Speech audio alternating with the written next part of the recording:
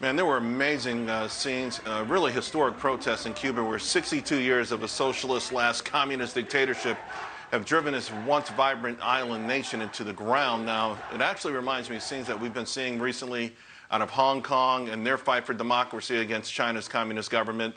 You know what's interesting, in both of these things, we saw so many pictures of protests carrying American flags, and it just makes you wish that we could, or our nation would do a lot more to help everyone around the world that looks up to us for freedom. Joining me now, the Hill columnist, Kristin Tate. And Kristin, the White House put out their initial reaction to this was to put out a very disheartening tweet that focused on COVID. I mean, could you imagine your Cubans in the street risking your lives for freedom, and then seeing maybe the administration use it as a platform to continue to promote COVID fear? It's absolutely stunning, Charles. The Democrats are busy insisting that the people of Cuba are protesting COVID cases. I mean, that's insane. The people of Cuba are protesting against tyranny. The Cubans know firsthand what socialism can do to a nation's economy, its healthcare system, and the future of an entire generation. It is tragic what socialism has done to Cuba, and it's tragic that we have leaders here in the United States who want to do the same thing here and implement the same kind of nonsense that has really failed Cuba. I mean, AOC and Bernie Sanders, these left-wingers, they want to give the federal government control over nearly every aspect of our lives. And there's a reason that when Cubans immigrate to the United States, they overwhelmingly vote against the statism that has become so fashionable amongst today's Democrats in this country. You know, it reminds me of the Gerald Ford quote: "A government big enough to give you everything you want is a government big enough to take from you everything you have." By the way, have we heard from AOC or Bernie Sanders on this yet? Nope, it has been silence. Wow.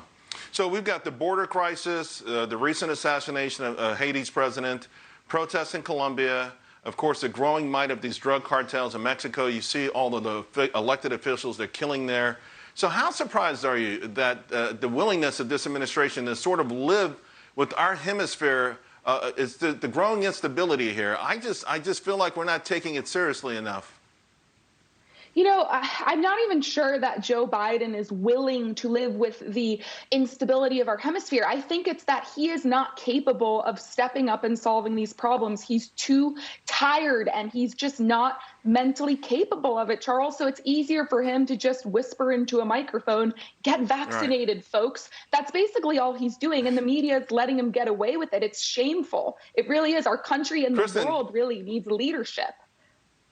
Let me jump in here because I have less than a minute, but this is also profound. Professional athletes in America, they earn millions of dollars a year, and they still keep turning their backs on the American flag. And yet, it's amazing. It's still seen as the ultimate symbol of freedom around the world. How does it make you feel? You know, it's amazing to see the people of Cuba holding up the American flag, Charles. They know that that flag represents liberty. It represents freedom. So many people in this country have become naive and frankly spoiled. We live in the greatest, most free country in the history of the world, and we cannot take our liberties and our freedoms for granted. We've got to fight for those liberties and freedoms every day, and the flag is a symbol of those. Yeah, and speaking of which, by the way, today is the third and final day of the Free Iran World Summit. Some good things going on there. Just letting people know in these countries where you have these dictatorships and you have no rights for people, that at least the rest of the world is thinking about you and looking for you. But they all look up to America, and I think maybe it's time for us to do a little bit more. Kristin, thank you very much. Always appreciate it. Thank you, Charles. All right, folks, we're heading into